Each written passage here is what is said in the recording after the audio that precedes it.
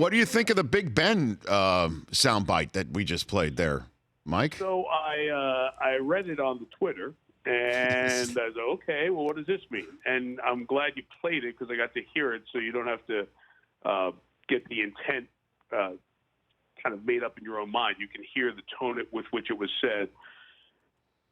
It sounds honest. It doesn't sound like a guy who's walking away from the NFL. It just sounds like taking inventory.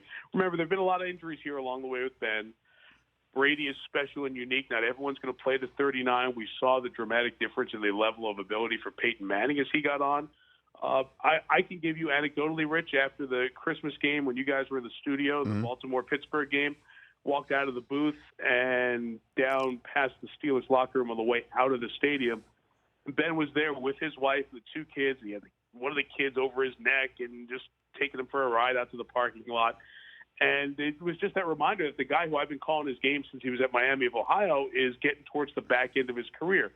Do I think he plays next year? I'm just guessing. I say yes, but I don't blame him for starting to think about the end as opposed to the middle of his career at this point. Well, it's just interesting that we bring all this up because or this is all getting brought up now, and by Ben, because I mean, right. all you have to do though is if you are wavering about it, if when you do it publicly, you're now putting your team in a position to have to address it, and not just address it, in the media, but when it comes time when you're on the clock in a draft. And all we saw, like Tony Romo became persona non grata all of a sudden. Yeah. And why can't that happen to Ben if he's opening the door to Pittsburgh to say, I'm going to do this every year?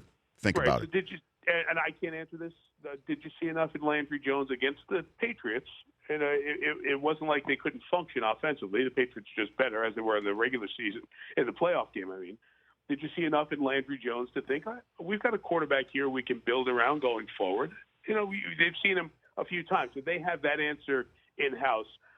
Roethlisberger in the past has brought up things that have been over-exaggerated or taken to mean a lot more than what it really ended up happening. So I don't know. I listened to that, given the history of Ben, and I'm not thinking he's on the verge of retirement. I could be wrong. We don't know. But my guess of listening to that is don't panic just yet. Do you like Landry Jones? Are you comfortable there? Can you retain him, keep him? And this way your plan for the future is in-house, or do you have to start over from scratch? Pittsburgh has an idea of that.